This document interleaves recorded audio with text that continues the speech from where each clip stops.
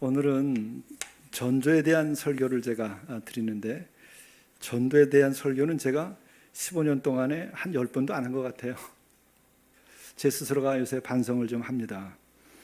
15년 된 우리 교회를 돌이켜보면서 정말 우리에게 많은 은혜를 주셨던 것에 감사하는데, 우리 교회에 대해서 밖에서 얘기하는 얘기를 들으면 노숙인 교회 이렇게 불러요. 그게 소문이 굉장히 많이 난 것 같아요. 신문에서 우리가 내고자 하지 않아도 우리가 하는 일들을 신문에서 여러 번 내고, 또 저 개인적으로도 어떤 인터뷰를 하거나 그럴 때 자꾸 그 기자들이 그렇게 노숙인들과의 관계를 부각을 시켜서 노숙인 교회 이렇게 얘기를 해요. 그래서 노숙인을 돕는 교회, 그게 더 맞죠. 그리고 노숙인 교회, 그것도 맞아요. 왜냐하면 일부의 성도들은 노숙인들이 와서 여기도 오늘도 가득 메워서 예배 드렸고, 또 그분들도 진정한 하나님의 백성이고 성동으로 우리 함께 예배를 드리니까 그렇죠. 그런데 이 둘이 좀 잘 같이 알려졌으면 좋겠어요. 그러나 노숙인 교회라고 하는 것이 불명예스러운 것이 아니라, 거기서 제가 느끼는 것은 뭐냐면, 우리 교회의 강점은 섬기고 봉사하는 교회다라는 이미지가 제일 강한 것 같아요.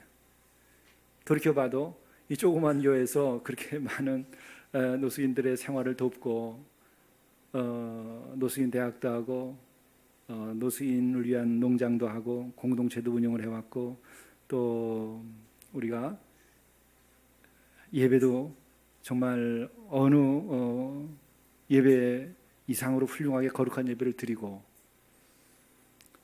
이제 그리고 이분들에게 늘 일주일에 몇 번, 주 중에도 몇 번 식사 대접을 하고, 또 이분들이 목욕하고 주무실 수 있도록 그 찜질방 티켓도 이제 우리가 1인당 하나씩 드리고, 이제 이런 걸 보면은 우리가 참 섬기는 일에는 교회가 작아도 열심을 다한 거 아닌가 이런 생각이 들어요. 그리고 이제 또 하나 그 다음에는 이제 저와 관련된 것이기도 하고, 산마루 서신과 관련된 것이기도 한데, 이제 그런 영성 운동을 하는 교회다. 근데 이거는 노숙인 교회다라고 하는 말보다 훨씬 작아요. 그러나 이제 가까운 사람들은 그걸 알죠. 이주연 목사나 교회는 이런 영성 운동의 차원에서 21세기에 새로 만들어진 교회다. 이제 이런 생각들을 갖고 가까운 목사님들이나 이런 분들은 이제 강연 초대도 하고, 제가 또 영적인 교제도 나누고 이제 그러죠. 이제 이것이 모두가 다 우리 하나님께서 주는 은혜고, 우리 교우들이 지체가 되어서 우리가 주님의 일을 한 거죠. 이게 다 좋습니다. 그런데 이제 한 가지, 그렇게 밖에서 이제 이런 것에 대해서 아주 대단하게 생각하고 와 보면은 교회가 너무 작아서 그걸로 이제 한번 놀란다는 거죠. 그리고 또 한 가지 놀라는 것은, 시간이 지나면 이렇게 작은 교회에서 어떻게 큰 일을 하나, 그것 때문에 이제 한번 또 놀란다고 그래요. 근데 여기서 제가 생각되는 것은, 우리가 다른 은사를 받아서 많은 일들을 봉사를 하고 그 영적인 교회가 되도록 노력을 많이 했죠. 그래서 이제 우리 교우들 보면은 다른 어떤 교우들, 훌륭하다고 하는 교우들보다도 밖에서 만나보면 더 우리 교우들이 순수하고 겸손해요. 그리고 아주 생각이 깊고, 이제 그런 면에서 우리 교회가 처음 시작할 때부터 처음 교회 영성이 살아있는 교회, 제자의 도가 살아있는 교회, 예수님을 중심으로 해서 제자들이 이렇게 모이는 교회고, 또 두 번째가 이제 제가 수도적인 공동체로서 우리가 영성 일기도 쓰면서 영적인 생활을 하는 데서 우리가 영적으로 많은 변화를 입은 것이 이제 맞죠. 상대적으로 그렇다는 거죠. 주님 앞에서 늘 부끄럽지만. 그런데 이제 한 가지 부족한 것이 있다 하는 것이 요즘에 주님께서 주시는 말씀이에요. 너희들은 그렇게 이제 봉사도 많이 하고, 또 영적인 수련도 하고, 제가 수련적인 생활을 우리가 추구하면서 겸손해지고 깨끗해지고 가난한 마음도 많이 가졌는데, 이제 부족한 것은 그걸 준비한 걸 가지고 전도하라는 거죠. 이 전파하는데 우리가 그동안에 좀 부족한 것이 있지 않았나, 상대적으로 다른 것에 비해서. 이것을 제 자신이 돌이켜보면서는 전도에 대한 설교를 많이 하는 것 같아요. 늘 영적인 변화, 순수함, 가난한 마음, 깨끗한 마음, 의에 주르고 목마른 마음, 평안, 또 우리가 이웃을 사랑하자 하는 이런 것을 주로 했죠. 그런데 지금까지 우리 해오던 것들을 정말 왕성하게 이것을 성취하고 더 주님께 영광을 드리고 주님의 사랑을 전하려면 이 전도가 같이 가야 된다. 지금 그리고 이 시대는 영적 전쟁이 참으로 치열한 시대가 됐어요. 그것은 뭘 말하냐면 물질주의, 쾌락주의 이런 것들이 만연돼 가지고 영적으로 너무 쇠약해진 시대가 되어버렸습니다. 그래서 우리는 이 영적 경쟁에서 이기려 하더라도 1차적으로는 우리가 영적인 수련을 하고 우리들이 깨끗해져야 됩니다. 우리가 순수해져야 되고 겸손해지고 온유해져야 됩니다. 그러나 영적 전쟁에 있어서는 우리들이 나아가서 사랑을 전하고 그리스도의 복음을 전하고 진리를 전하는 힘이 있어야 된다는 거죠. 그런데 동시에 이런 영적 전쟁의 시대에서 우리가 이 세속 문화를 보게 되면 지금은 디지털 혁명기라고 얘기하죠. 디지털 혁명이 지금 이루어지고 있는 겁니다. 이것은 변화라고 말하지 않고 혁명이라고 말해요. 단적인 것으로 이 스마트폰, 제가 일본 오늘 들고 올라왔는데 이 스마트폰 하나 가지고 여러분들 지금 뉴욕이고 모스크바고 그 다음에 스페인이고 남미고 또 아프리카까지 그냥 다 통화가 됩니다. 심지어 얼굴까지 보면서. 이게 있을 수 없었던 일이 지금 일어나고 있는 거죠. 근데 벌써 익숙해졌어요. 혁명, 디지털 혁명이라는 게 이렇게 무섭게 일어나고, 그리고 이제 뭐 은행조차도 이제는 없이 은행 창구 없이 이걸로 다 돈 거래가 오가게 되잖아요. 아주 놀라운 혁명이 이 손 안에서 이루어지는 거죠. 우리가 그전에 TV는 한 대 차에다 싣고 와서 앞에다가 놓고 집에서 봤는데 이제는 그 TV가 이 안에 다 들어있고 카메라도 이 안에 있고 녹음기도 이 안에 있고 다 이 안에 있어요. 심지어 은행도 안에 있는 거죠. 이제는 이 안에 설교단이 있고 이 안에 교회가 들어가 있을 정도의 시대가 됐어요. 이러한 시대가 돼서 우리가 이 시대에 어떻게 전도하고 어떻게 신앙생활을 해야 될 것인가. 우선은 우리가 영적인 면에서 영적으로 성숙하기 위해서도 이 스마트폰을 잘 사용할 수 있어야 돼요. 처음에 이게 악마의 도구처럼 생각했었어요. 또 악마의 도구처럼 쓰이기도 합니다. 그러나 누가 어떠한 내용을 어떻게 잘 여기다가 채워주고 누가 어떻게 이걸 쓰느냐에 따라서 이것은 천사의 도구도 될 수 있고 복음의 도구도 될 수 있고 악마의 도구도 될 수 있는 거죠. 우리가 기독교 2000년 역사 혹은 3000년의 구약시대로부터의 역사를 살펴보더라도요, 이런 새로운 미디어나 도구가 나왔을 때 제일 잘 활용한 사람들이 누굽니까?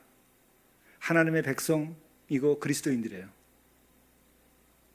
우선은 양피지 시대에 양피지를 제일 잘 사용한 사람들이 누굽니까? 하나님의 백성들이에요. 양피지도 하나님의 말씀을 새겼습니다. 그게 지금까지도 남아있어요. 우리 문화를 폄하하자는 것이 아니고 우리는 그 시대에 우리가 만들어 놓은 양피지에 쓴 글이 없어요. 우리가 2000년 전, 2500년 전에 써놓은 양피지나 혹은 이런 데다가 써놓은 글이 지금 우리 한국의 박물관에 남은 게 있나요? 우리는 아예 그 시대에 그런 작업 자체가 없어서 없습니다. 그렇죠. 그런데 우리는 구약 성경 이런 것들이 양피지에 기록된 것이 아직도 남아있어요. 이 미디어 이거를 너무나 잘 활용한 거예요. 하나님 주신 것이라고 생각한 거죠. 그래서 실은 그런 것들은 아무나 쓰지 못했어요. 거룩한 일을 하는 사람들이 주로 쓴 거죠.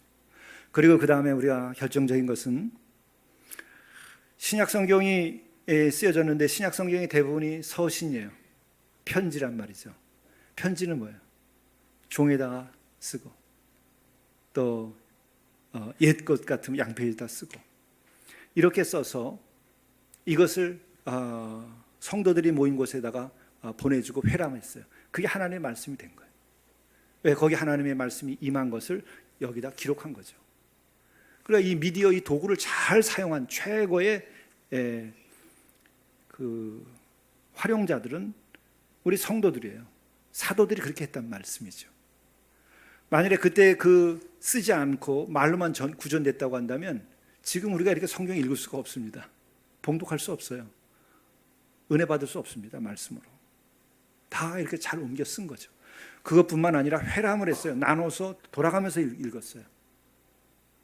그게 전도예요. 시작. 말씀을 전파하는 겁니다. 이것에 가장 앞장섰던 것이 우리 사도들이었고 성도들이었어요. 인류의 역사에서. 그리고 또 한 가지는 종교개혁이 활판 인쇄가 없었다고 한다면 종교개혁은 성공할 수 있었을까? 이 질문에 대해서 성공하기 어려웠을 것이라고 얘기를 해요. 왜 그러냐면은 성경을 번역을 했을지라도 반포를 했어야 되는데 성경을 번역한 다음에 유럽에다 나눠야 됐을 거 아니에요. 그때 활판 인쇄가 있었기 때문에요. 인쇄를 해서 나눠서 루터가 번역한 다음에 그 곳곳에 그 지성인들이 모이는 그룹들이 있는데 유럽에서 다 전파가 된 거예요. 그리고 각 교회로 전파된 거예요. 그러니까 성경을 보니까 교황이 가르친 것들과 다르다 이거예요. 하나님 말씀이 우선이지. 그렇기 때문에 교황은 틀렸고 이 개혁자들의 말이 맞다. 그렇게 해가지고 종교개혁이 힘을 얻은 거예요. 그런데 놀라운 것은 이 구텐베르크가 활판 인쇄를 만들었을 때 제일 처음에 주로 어디에 쓰였는지 아세요? 우리가 읽기 낯뜨거운 소설 이런 것들이 거기에 먼저 쓰인 거예요. 그러니까 이게 악마의 도구죠. 뭐. 우리가 사람들이 읽기에 여러 가지 아주 세속적인 이런 글들이 있으니까는 피할 수밖에 없었죠. 그런데 이것을 성경을 번역해서 인쇄한 데 써버리고 또 루터가 그 종교 개혁을 위해서 외쳤던 글들이 이 활판 인쇄로 인쇄가 돼가지고 유럽을 도니까 그 유럽이 전체가 종교 개혁이 일어나는 데 큰 힘을 얻을 수 있게 됐죠. 그래서 그 당시에 루터의 일기를 보면 그렇게 얘기하고 있어요. 이 활판 인쇄는 이 종말 마지막 시대에 하나님께서 주신 성령의 불과 같은 것이다. 그렇게 그 당시에 루터가 기록을 했어요. 그러니까 이 미디어를 종교 개혁자들이 너무나 활용을 잘한 거예요. 그래서 그 무시무시한 화형을 하고 하면서 종교 탄압을 했던 것에 대항해서 그것을 물리쳐 이길 수 있었던 거죠. 오늘도 마찬가지입니다. 지금 인터넷 시대가 열렸어요. 디지털 혁명의 아주 제일 첫 번째 기능을 하는 거죠. 근데 인터넷이 처음에는 어떻게 사용됐습니까? 이것은 전쟁과 그리고 그 다음에 세속 사회에서는 이거는 아주 그 야한 이런 그림이나 내용들이 돌아가게 된 거죠. 근데 이것 때문에 사실은 더 많이 세상에 퍼졌다는 거예요. 그래서 이것도 악마의 도구처럼 생각돼 가지고 어린이들이나 젊은이들 보지 못하게 하고 또 이것은 나쁘다고 생각하고 경건한 사람들은 회피했어요. 근데 이 회피해도 회피할 수 있겠느냐 하는 문제가 있죠. 근데 이런 것을 이미 90년대 인터넷이 시작될 때에 그 쟁점화됐습니다. 그때 저도 미래학 21세기 공부하면서 어떻게 할 건가 생각하는데 결국은 하나님이신 도구로 이 내용을 바꾸면 된다. 2000년 역사를 돌이켜봐도 그렇다. 그래서 산마루 서신을 그때부터 만들기 시작한 거예요. 그래 그 시절은 2000년대에도 지금 같은 산마루 서신을 만들었지만 그 이전에 여러분 도스로 지금 윈도우 시대잖아요. 도스로 인터넷에 접속하던 그 시대에 홈페이지를 만들어 가지고 전했었어요. 그런데 이제 그때는 막 우후죽순처럼 이런 기업들이 일어날 때였는데 중소기업에다 맡겼더니 그 기업이 망해가지고 그래서 없어졌어요. 그랬다가 이메일로 좀 보내다가 이제 2003년도가 되나요? 그 어간에 지금 같은 홈페이지를 만들었죠. 그래서 이제 많은 사람들이 이것을 읽기 시작하고 그것 때문에 많은 이들이 만나고 지금도 뭐 전 세계에서 산마루 서신을 읽고 만나죠. 그래서 제가 다른 나라에 전도 여행을 가고 설교 강연 때문에 가면 이미 그분들이 알고 있어요. 그분이 누군지 한번 만나보자 이렇게. 미디어라는 게 이렇게 놀라운 겁니다. 그런데 문제는 거기에 정말 그리스도의 사랑과 그 진리가 담겨져 있는 것을 가장 쉽고 정확하게 아름답게 접할 수 있게 가공해서 보내야 돼요. 그래서 감동과 감화가 일어나게 해야 돼요. 그리고 그것을 많이 퍼지게 해야 됩니다. 근데 제가 이제 아쉬운 것은 뭐냐면 우리 교원들은 이거 다 은혜 받고 감동을 받았다고 저한테 전화도 하고 연락도 하고 또 그것 때문에 큰 힘을 얻었다고도 얘기를 하시는데 남들에게는 안 전해요. 전하질 않아요. 그리고 우리 어떤 권사님은 아까워서 못 전하겠대. 이게 귀해서 귀하면 더 근데 아무한테나 주고 싶지 않다는 거예요. 근데 그것은 하나님께 맡겨야 돼요. 성령의 역사하심으로 그분이 그것 때문에 형편없었는데 회개하면은 좋은 거 아니겠어요? 그래서 함부로 보내기가 어려워서 귀해서 안 보내겠다는 건데 보내셔야 됩니다. 그리고 용기를 내셔야 돼요. 예에 어긋나지 않을까? 그렇지 않아요. 우리가 정말 내가 사랑하는 마음으로 이렇게 전한다. 그러면 그걸 받아들여요. 그리고 몇몇 분들 밖에서 이렇게 만나는 분들도 그냥 서로가 산마루손을 주고받아가지고 좋은 친구들이 된 거예요. 그 친구가 늘 덜렁덜렁하고 뭐 이렇게 성격이 외향적이라서 이렇게 오해를 받는 것 같아요. 근데 그분이 은혜 받는다 그러면서 산마루손을 친구들에게 계속 보냈더니 처음에는 이제 보내는데 그분이 쓰는 건 줄 알았던가 봐요. 근데 이런 글을 다 써? 걔가? 그러더니 그 다음에는 그게 계속 들어오다 보니까 이제 이게 다른 분이 쓴 것을 이렇게 보내는구나 알더니 이런 말씀을 귀중하게 여기는 거 보니까 내가 아는 걔가 아니고 얘는 아주 굉장히 내면적으로도 깊이가 있고 좋은 친구구나 이렇게 생각하게 됐다는 거예요. 그래서 우정이 깊어졌어요. 여러분들 이제 전도하는데 주님의 마지막 명령이에요. 부활 승천하시면서 제자들에게 남긴 말씀이 너희들의 성령이 임하면 예루살렘과 온 사마리아 땅까지 이르러서 나의 증인이 되리라. 인터넷으로 선교하는 것도요, 성령을 받지 않아서 잘 전도 안 하게 되는 거예요. 성령 받고 뜨거운 사람들은요, 그런 귀한 말씀이나 성령 말씀이 있으면 자꾸 전하게 되는 거예요. 이번에 우리 수련회 이제 금요일 토요일 수련회 가잖아요. 근데 제가 지난해 우리 섬김의 리더십 학교에 우리 임성모 교수님이 와서 강연했을 때 15년 역사에 그분 강연했을 때 제일 교우들이 반응이 좋고 은혜 받으신 것 같아요. 그래서 이번 가을에도 수련회 때는 같이 이제 가야 되겠다. 그래서 제가 부탁을 했더니 그분이 이제 함께 가기로 했어요. 근데 저한테 늘 자기가 읽은 책 중에서 감동받은 것은 어떤 때 영문으로 된 것으로, 어떤 때는 우리말로 된 것으로 저한테 카톡으로 늘 보내요. 자기 새벽에 읽고 은혜 받은 것들을. 그러니까요, 그에 대한 신뢰감이 굉장히 깊어지는 거예요.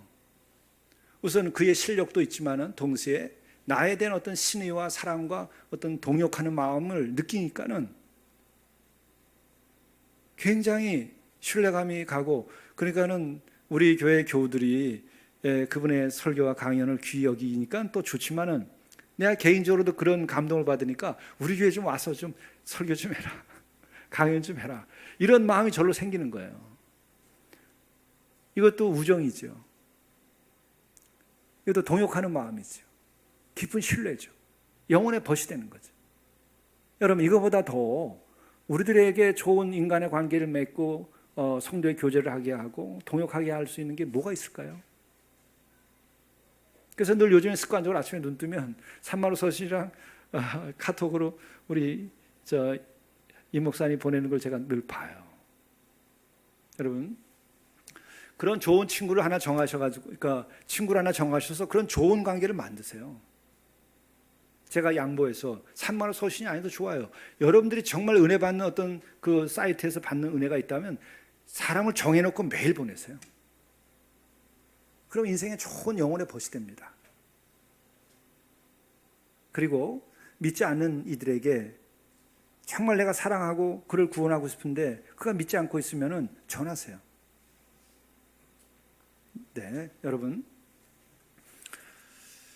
노방전도에 대한 것을 사람들이 이제 부정적으로 많이 보고 하니까 노방전도는 좀 이제 피하고는 있죠.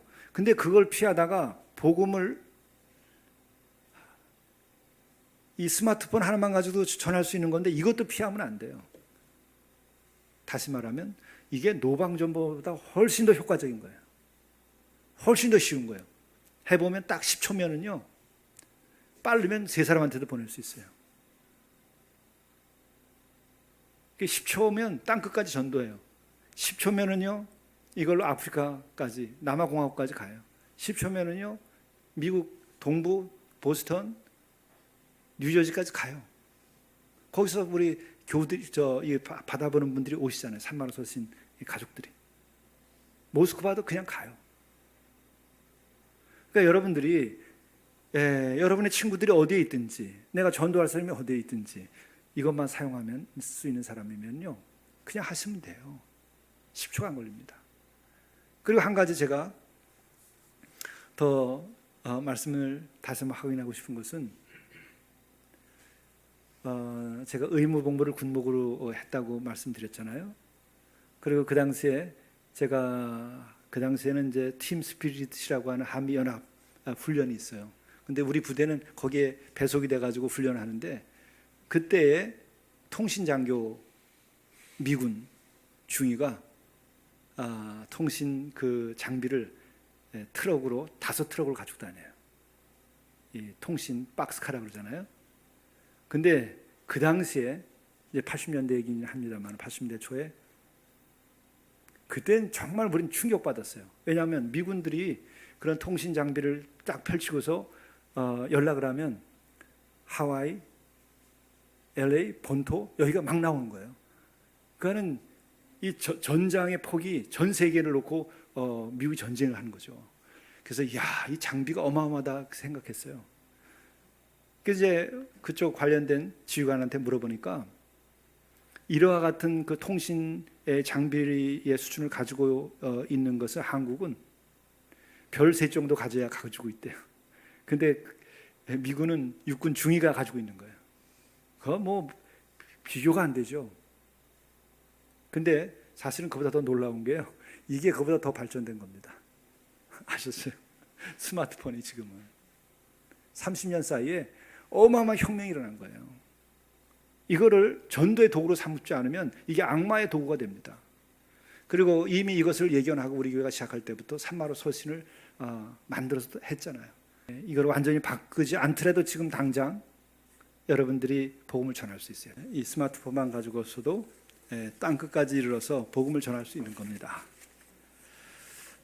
이렇게 해서 우리들이 영적인 교제를 나누면서도 우리가 거리에서 전도하는 것보다 더 효과적으로 전도할 수 있습니다. 이제 디지털 혁명 시대에 새로운 이 미디어로 우리가 선교하게 되면 우리 처음 교회가 서신을 우리가 회람하면서 편지를 읽으면서 교회를 개척하고 교회를 성장시키고 또 활파한 인쇄를 통해서 종교 개혁을 성취하고 마침내 이런 새로운 교회를 이룩하고, 그리고 이제 21세기 지금은 이런 디지털 텍스트를 통해 가지고 우리가 복음을 전해서 이제는 앉은 자리에서 땅까지 복음을 전하면서 우리가 많은 영혼을 구할 수 있는 시대가 됐습니다.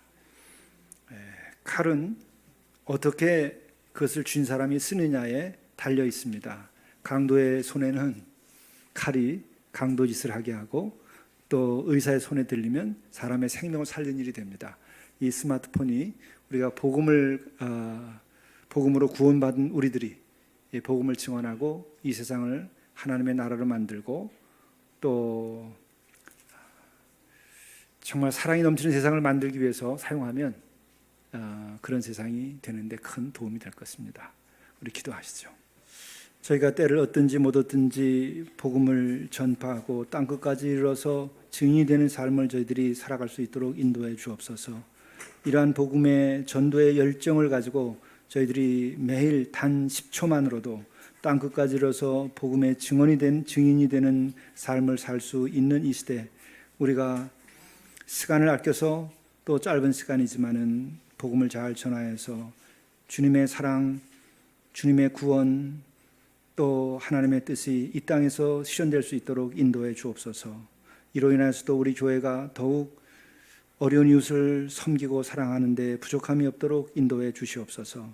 예수 그리스도의 이름으로 간절히 기도드리옵나이다. 아멘.